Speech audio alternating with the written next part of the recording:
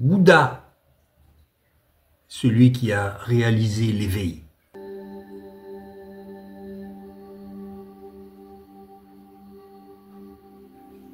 C'est-à-dire l'éveillé.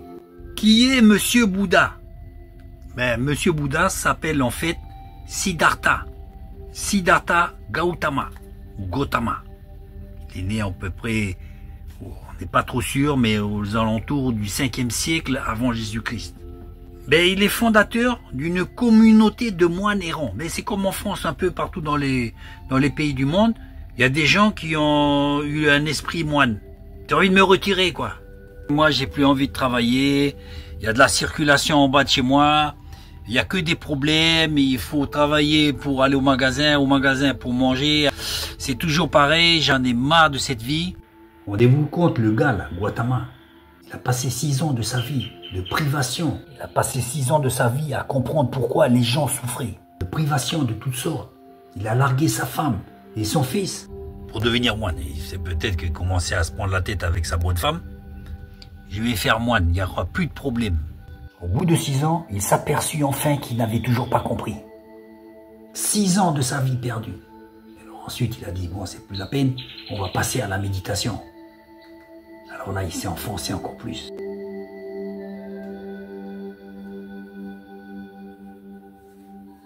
Il y en a beaucoup qui font le bouddhisme, c'est pas pour devenir Bouddha, c'est pour appliquer des principes de vie, ça on le sait. Alors le Bouddha, c'est celui aussi qui a trouvé l'essence des 4 vérités. Chez nous, je vais lui dire les 4 vérités. Et lui, il a dit non, c'est pas la peine. Moi, ça y est, j'ai compris les 4 vérités. Qui va me conduire, avec cette roue-là, avec tous les rayons. Tous les rayons, ce sont des vérités, quoi. Qui va me conduire au nirvana. Quand tu as compris l'essence des 4 nobles vérités, alors tu sors du cycle du karma. Tu n'auras plus besoin de te réincarner parce que tu as atteint l'illumination. Il y en a certainement qui ont une phobie de se réincarner en escargot. Non, mais pas ça. Qui va me conduire au nirvana, c'est-à-dire à l'extinction de moi-même. Quelles sont les 4 nobles vérités? La première vérité, c'est l'existence de l'être humain, à savoir sa souffrance. Sincère, le mec, il a fait 6 ans de privation, de renoncement en tout genre pour arriver à cette conclusion. Deuxième vérité, les causes de sa souffrance. Troisième noble vérité, la possibilité d'arrêter ça, d'arrêter cette souffrance-là. Et 4e noble vérité, le chemin pour y accéder. Voilà. Donc le but pour arrêter toutes ces souffrances, il faut aller au nirvana, c'est-à-dire à l'extinction de moi-même. Je ne serai plus rien. Je ne serai plus rien du tout. C'est le bonheur, quoi. En fait, je vais me suicider avant de mourir. Mais spirituellement. C'est pas mal, hein? Le piège du bouddhisme, c'est d'avoir voulu faire croire que l'âme et Dieu n'existaient pas. Nous devrions nous unir à notre être intérieur, c'est-à-dire l'esprit avec le corps. Et c'est déjà fait. Actuellement, je jeûne. Je suis en train de jeûner, ça fait 3 jours que je jeûne. Pas spécialement pour des motifs spirituels, mais pour la santé. Évidemment, j'ai envie de manger. Pourquoi j'ai envie de manger? Parce que c'est mon esprit qui me dit que mon corps a besoin de manger. Donc, il est déjà fusionné. Il n'y a pas besoin d'essayer de fusionner quelque chose qui est déjà fusionné. De même aussi que l'âme est fusionnée avec l'esprit.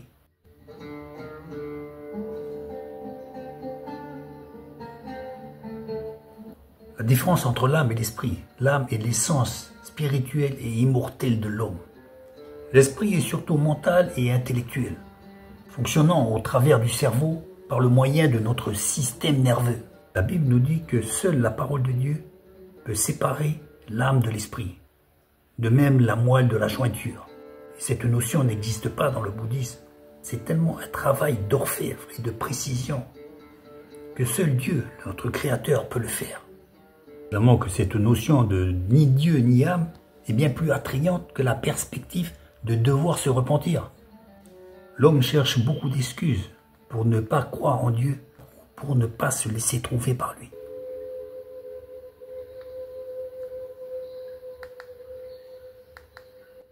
Une amie dernièrement me disait « Je ne crois pas en Dieu parce que ma meilleure amie est morte. » Voilà, ça y est. Qu'est-ce qu'elle aurait voulu? vivre 200 ans et mourir en même temps qu'elle. Qu'est-ce qu'elle aurait voulu?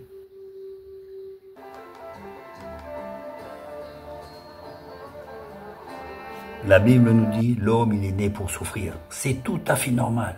La souffrance est tout à fait normale. C'est le principe de la dualité de notre esprit avec notre corps. Chacun lutte pour des objectifs différents. L'esprit est porté vers l'âme, vers l'éternité, vers son objectif de retrouver son Créateur.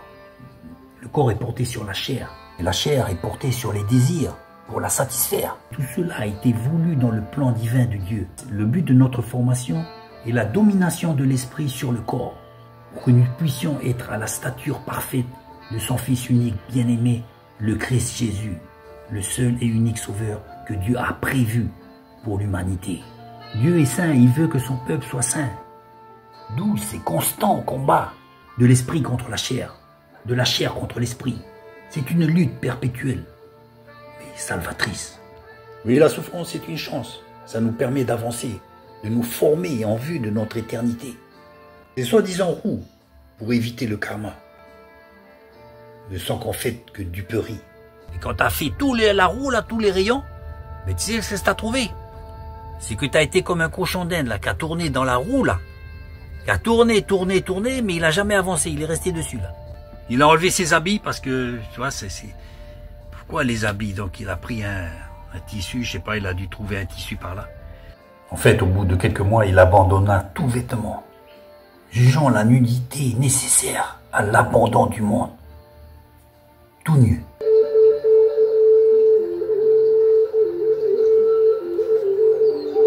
Siddhartha a été fils d'une caste guerrière et administrateur vers le nord de l'Inde. Il avait sûrement un bel avenir promis. Et un truc que j'ai trouvé drôle, c'est qu'ils veulent sortir de la dualité corps-esprit, mais par contre, il vous faut un sexe bien développé. Il faut dire aussi qu'il ajouta la chasteté. Il y avait déjà ces principes dans le bouddhisme, et lui, il a ajouté la chasteté. C'était pas assez, tu vois. Je sais pas comment ils arrivent à avoir un sexe bien développé, tout en sortant des désirs du corps. Je sais pas, il y a des choses qui m'échappent. Il faut avoir un regard juvénile. Évidemment, quand tu n'as plus de soucis, tu as tendance à avoir un regard juvénile. T'as pas les sourcils froncés là, de la personne qui dit je vais faire comment pour payer mon loyer. C'est fini. Tu vas sur la montagne, tu creuses un trou et tu te mets dedans. T'as plus de problème de loyer. Franchement, et puis le coup de sortir le matin avec la gamelle pour se la faire remplir par les autres, là, ça, je trouve quand même c'est un peu abusé, quoi. Si chacun faisait comme ça, chacun était moine, qui c'est qui donnerait à manger à l'autre? Mais la Bible, elle nous dit carrément, tu veux pas travailler? Pas de problème, tu manges pas. Comme ça, le problème, il est résolu. Un des critères, les cheveux parfumés. Alors, j'en vois certains, là, comme ça, là, je sais pas comment ils peuvent avoir les cheveux parfumés, parce que, en fait, ils ont plus de cheveux. Mais c'est peut-être d'autres sortes de moines, je sais pas.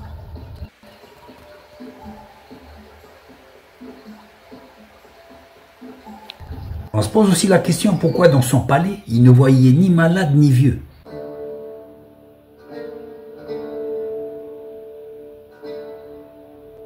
Il a attendu de partir en promenade avec son cocher, qui s'appelait Chana, pour s'apercevoir qu'il y avait des vieux et des malades. Il n'avait jamais vu ça, lui. Putain, c'est quoi ça? C'est quoi ça? Le Chana lui a expliqué, non, t'inquiète, c'est la vieillesse. Ah bon? Il dit, t'inquiète, c'est normal, c'est la maladie, quand tu vieillis, tu es malade. Il était stupéfait. Il connaissait pas la vieillesse. Je sais pas si dans son palais, peut-être dès que les mecs ils étaient vieux, il les liquidait, on sait pas. Apparemment, il était entouré de milliers de femmes. Donc, s'il y en a une ou deux qui disparaissent, je pense pas qu'ils s'en seraient aperçus. On se pose des questions. Et c'est pas possible, il y a tant de misère comme ça. Quelque chose, il lui est venu à l'esprit, et puis de fil en aiguille, il est devenu Bouddha. Mais attention, avant lui, il y a eu à peu près 27 Bouddhas qui existaient avant lui. Et lui, ben, il a été considéré comme le Bouddha pur, le Bouddha parfait. Et regardez-moi cette misère industrielle. Là, non seulement il y a des mecs là qui crèvent de faim, mais regardez cela là. Même en travaillant, vous allez vous trouver des travailleurs pauvres. Regardez-moi cette misère industrielle. Et il a été considéré comme le Bouddha qui a été capable de mettre en branle la route de la loi. Il y en a même un jour qui a écrit « L'horreur économique ». Non, non, il faut que je me retire. Je vais tirer les radios de la société, là. C'est terminé. Je ne veux plus voir ça, là. C'est fini. Je prends une pelle, je creuse un trou. Et je rentre dedans, là, comme un crabe, là. Clac! Et je vais même pas acheter une pelle parce que ça va faire travailler le commerce. Je vais essayer de prendre un bois pour creuser, là. Voilà. Et en plus, ce bois, ça va me servir de canne. Je pourrais marcher. C'est génial. Ah, c'est vraiment super. Ah, j'attends impatiemment ce jour. Dieu nous a créés. C'est pas pour devenir un bonze, un moine, comme ça, perdu dans les oubliettes de la nature. Devenir moine, c'est devenir un échec. Tu peux le faire, mais pour un temps. Regarde Élie quand il était dans la caverne. Il s'est sauvé dans la caverne. Il a dit, Seigneur, je suis le seul, on me persécute. Élie, tu fais quoi là? Tu fais quoi là? Sors de là. Prends un petit fortifiant là, et retourne dans la société. Ta mission n'est pas terminée. Et aussi, il faut avoir 40 dents. Le mec, il a 39 dents ou 41 parce qu'il a des dents de sagesse ou quoi là. Tu peux pas être Bouddha, mon gars. Va compter les dents. 1, 2, 3. Donc, d'enseigner la doctrine de l'éveil. Parce que pour être éveillé, il faut être enseigné. Bon, avant le bouddhisme, il y avait le jaïnisme. Et c'est à peu près pareil. On sent que le bouddhisme, il a une influence jaïnisme. Hein. Et par contre, le bouddhisme ne croit pas à l'âme. Ce que le jaïnisme croit. La grande erreur du bouddhisme, c'est de faire croire aux gens qu'il n'y a pas d'âme. Et que l'esprit peut se réincarner à l'infini. Le fameux Dieu que tu voudrais trouver à l'intérieur de toi, qui serait la conséquence de la fusion de ton corps avec ton esprit, n'est ce qu'on appelle en Occident que le moi intérieur. Ce Dieu intérieur, ce moi, ne pourra jamais se dompter. C'est un coriace, mais a besoin de ce qu'on appelle la nouvelle naissance. Seule la nouvelle naissance pourra vous régénérer et vous faire accéder à l'esprit éternel. Cette nouvelle naissance commence à partir du moment où on laisse le Saint-Esprit rentrer en nous et nous travailler. Et d'accepter aussi que le Fils de Dieu, Jésus-Christ, le Sauveur, puisse aussi être notre Maître, notre Sauveur. Et je peux vous le dire que par la suite, au moyen de la repentance et de la confession des péchés, vous allez trouver le commencement de la vraie illumination. Parce que le Saint-Esprit vous aura baigné et le sang de Christ vous aura lavé. Ce sont les seules conditions pour que vous atteigniez l'illumination du Saint-Esprit. La Bible aussi en parle dans le psaume 82, versets 6 et 7. Vous êtes comme des dieux, avec un X, mais pourtant vous mourrez comme les princes. Comme des mouches, vous mourrez. Mais pourtant vous êtes des dieux, des petits dieux, qui êtes de la famille du grand Dieu, du Dieu éternel, du Dieu créateur.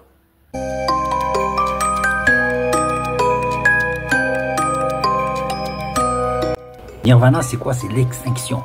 C'est-à-dire que ça y est, spirituellement, t'es mort dans le sens où t'as plus d'envie, t'as plus rien. T'as plus rien. Tu veux une femme? Une femme. Non, non, non. Tu veux du Viagra? Tu veux peut-être du Viagra? J'en ai là. C'est quoi ça? J'en ai si tu veux. Y a pas de problème. Viagra? Qu'est-ce que c'est? Qu'est-ce que tu veux? Tu veux qu'on fasse un resto? On va au cinéma, on va se faire un voyage, je sais pas. Qu'est-ce que tu veux, tu vois? Dancing. Dancing. Rien. C'est pas possible. Comment ça, rien? Y a plus rien. Enfin, tout est mort, quoi. y a tout qui est mort, tout qui est parti. Et tout ça pour arriver à l'extinction. Donc l'extinction, tout est mort, tout est parti. C'est fini. T'as plus de désir, t'as plus rien, soi-disant. Mais comment tu vas arriver au nirvana puisque t'as pas d'âme, t'as plus d'âme, y a pas d'âme.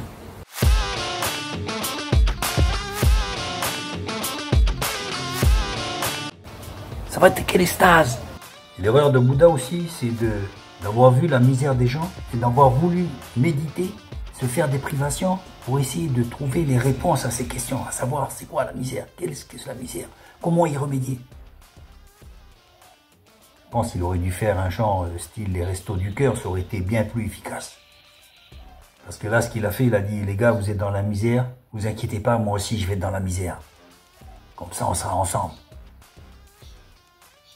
Non, il faut apporter des solutions. Le nirvana, c'est l'anéantissement, c'est la Shoah. Il n'y a plus rien. Bon, c'est l'extinction totale. Donc tu vas aller au nirvana, pourquoi? Puisque tu n'as plus d'âme, tu n'es plus rien, tu n'es rien. C'est-à-dire tu meurs avant ta mort physique, ton esprit il est mort, il n'y a plus rien. Donc moralité, tu n'as pas d'âme, le bouddhisme n'a pas d'âme. Donc le corps, les désirs, tout ce qui fait un être humain, tu l'as tué. Pourquoi? Pour l'âme? Non, il n'y a pas d'âme. Donc tu as grillé les deux bouts de la chandelle. Tout ça pour arriver au nirvana. Et tu l'as vu le nirvana, toi? À un moment donné, Bouddha, il est toujours pas content, il a toujours pas trouvé la vérité. Donc il se met sous un figuier.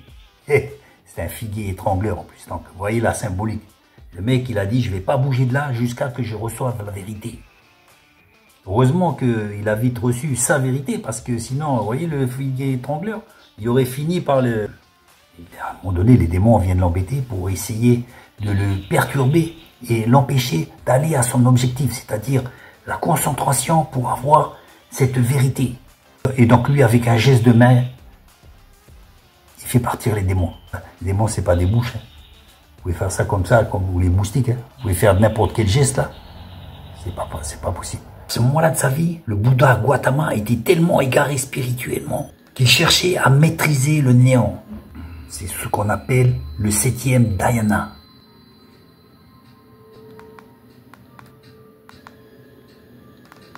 Et c'est donc sous ce figuier étrangleur qu'il atteint enfin l'illumination, c'est-à-dire le dernier et 8e dhyana, la sphère de la non-perception ni perception, c'est-à-dire il n'y a plus de son, plus d'image, il n'y a plus rien, c'est le trou noir. Et à ce moment-là, il était déjà possédé, parce que sous ce figuier, il entre justement dans la dernière étape, la 8e étape, le samadhi. Pour atteindre cette dernière étape, tu dois réciter des sutras, c'est-à-dire des invocations aux esprits, donc des démons. Non seulement ton âme, tu n'as pas d'âme, mais ton corps, tu le tues. Donc il n'y a plus rien, ni l'âme, ni le corps, il n'y a plus rien. L'esprit et l'âme sont dans notre corps, notre véhicule. Et l'opprimer à ce point est une grave erreur. Le bouddhisme a un parallèle avec le yoga, notamment le yoga Kundalini. Pour arriver à la 8e étape, vous donnez sans le savoir le consentement, vous donnez acceptation de pénétration de votre esprit à des entités démoniaques. Tout cela fait partie des nombreuses séductions que nous pouvons trouver tout autour de nous, et notamment dans les religions. Dans cette 8e étape, vous trouverez des pouvoirs magiques, psychiques, supranormaux, et la connaissance des esprits. Et la connaissance des esprits, c'est ce qui voudrait vous faire croire.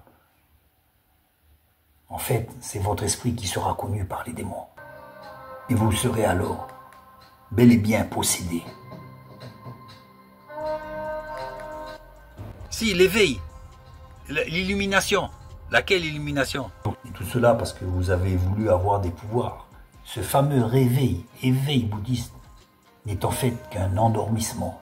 Un endormissement de votre déduction, de votre logisme et votre capacité à raisonner et à critiquer. C'est l'extase, l'éveil, le nirvana, c'est-à-dire le bonheur de ne plus sentir la vie, l'envie d'avoir une femme, d'avoir de l'argent, de voyager, de faire un bon repas. Tout ça, c'est mort. T'as plus besoin de ça. Ça, c'est le nirvana. C'est-à-dire, oh là là, j'ai plus rien. J'ai plus rien, j'ai plus de famille, j'ai plus rien. C'est ça le bonheur. Voilà le nirvana, c'est bon. Et là, ben non, là aussi, il n'y en a plus. Donc, je suis tranquille. Le bien nommé malin s'acharnera jour et nuit à vous tromper par toutes sortes de séductions et de ruses, vous faire miroiter de bel avenir. Ne crois pas aussi à l'utopie de connaître un jour toutes tes précédentes vies, car tu n'as jamais été réincarné. Par contre, la Bible nous dit, avant que tu viennes dans le ventre de ta mère, Dieu te connaissait. Dieu t'a prédestiné et choisi pour la vie éternelle. À chaque fois, de tout temps, quand une religion a voulu se codifier par des règles, elle est tombée dans l'excès et dans l'erreur. Avant de mourir, eh ben, je profite de l'instant de n'être plus attaché à rien du tout, rien du tout. Et là, je suis devenu un Bouddha. Voilà. Le Bouddha Gautama, comme tous les autres, ont mordu à l'hameçon et pensaient être à la fin de leur vie le passeur de guet. Bouddha n'a été qu'un des multiples trompés pour être l'un de ceux qui perdront l'humanité. Dernière parole du Bouddha Gautama était couché sur un côté, sur le flanc. Il disait à ses moines, continuez à vous faire décrépir. Continuez à vous faire désagréger consciencieusement, comme les feuilles et la nature se désagrègent. Mais on s'en blague, on ne savait pas que la nature se désagrégeait et que nous-mêmes aussi on allait pourrir.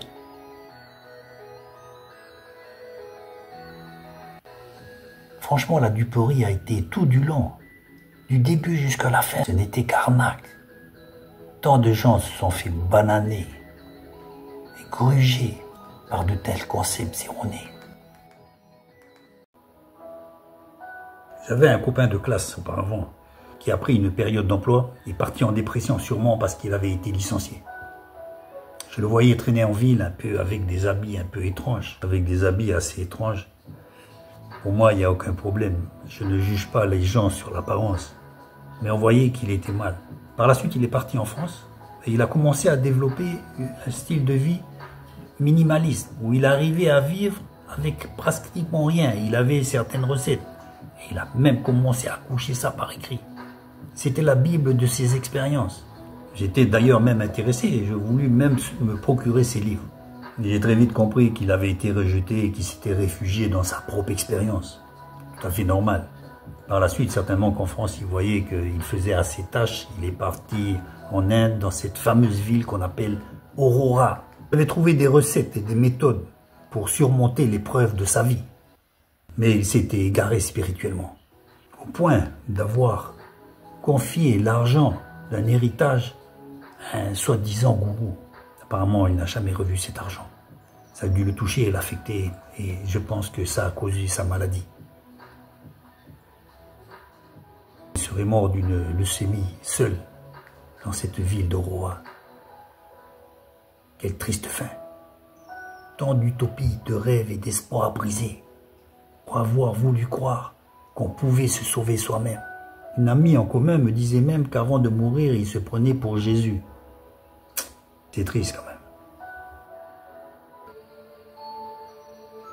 À la fin de sa vie, Bouddha aurait dit qu'il était le refuge de toute créature. Et pourtant, cependant, il avait laissé sa femme et son enfant pour se concentrer à cette vie de moine. Et l'homme, évidemment, tellement avide de connaître l'illumination, la vérité, se sont fait embarquer dans tellement de chimères et d'illusions. Et ils ne s'en rendent même pas compte. Il aurait dit aussi de ne pas le vénérer, après sa mort, de ne pas le vénérer, mais seulement le Dharma, le recueil des pensées bouddhistes. Et il ajoute, par contre, après ma crémation, il serait bon de faire un petit stupa, c'est-à-dire un autel, pour vénérer mes cendres. Pour vénérer mes cendres et pour les adorer. Rien que ça. Donc, pas de vénération, mais si vous voulez m'adorer... vous savez, moi je critique pas bêtement, ces choses-là sont écrites dans les textes. Pendant des siècles, la tradition a été orale et que peut-être 2 siècles après, ils ont commencé à écrire les soi-disant récits de Bouddha. Ne vous méprenez pas, moi j'aime bien les bouddhistes, et Dieu plus encore. De par le monde et de par les époques, beaucoup de personnes comme Bouddha ont été séduites par des fausses théories, chacun dans leur religion croyant qu'elles détiennent la vérité. Et tout cela a été voulu parce que tous ces genres de religions ont été construites de toutes pièces par les entités démoniaques. Et c'est ainsi qu'aujourd'hui des millions d'hommes au travers de la planète sont perdus, croyant béatement qu'ils détiennent la vérité. Tout cela évidemment est totalement et 100% voulu pour détourner le plus grand nombre de la vénération et l'adoration que nous devons seul à notre Créateur.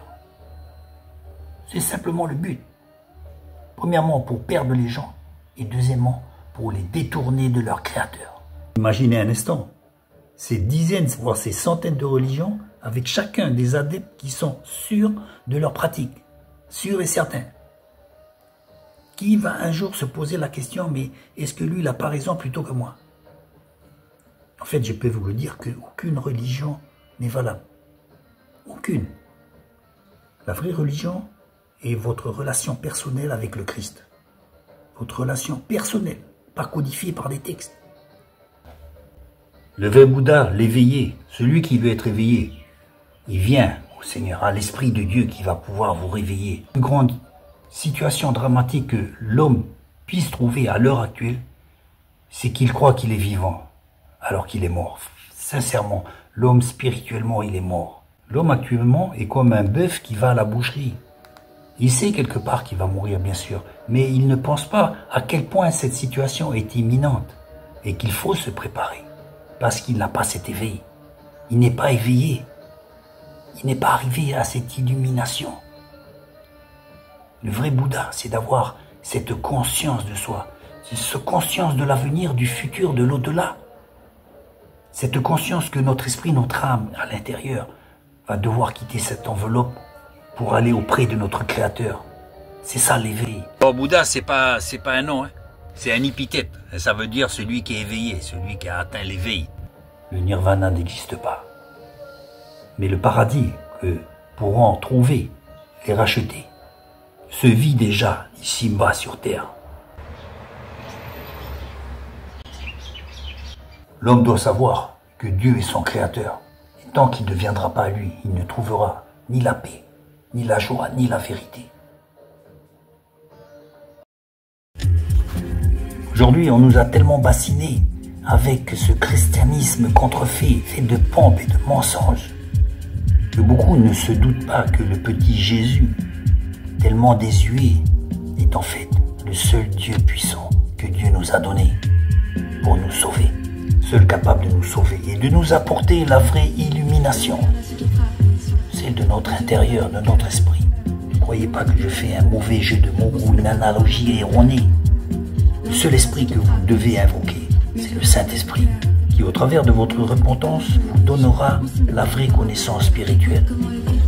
Au travers de la prière et parfois du jeûne, vous allez gravir tellement d'étapes surnaturelles que vous n'en reviendrez pas vous-même. Et vous trouverez la paix que seul le Christ pourra vous donner. Faisons bien attention, ce n'est pas le costume qui fait l'onction. Le discernement n'en a plus la notion. On préfère se laisser guider par nos émotions. Même si physiquement tes vêtements sont propres, assure-toi que spirituellement ils ne sont pas souillés. Voici 3 piliers d'une solide relation que vous pouvez avoir avec votre Créateur Dieu, l'Éternel, et une libération totale de votre esprit. Premièrement, confessez toutes vos fautes spirituelles, morales ou physiques. Deuxièmement, acceptez que le Christ est venu en chair pour vos péchés, mourir sur la croix, puisse venir dans votre cœur, dans votre esprit.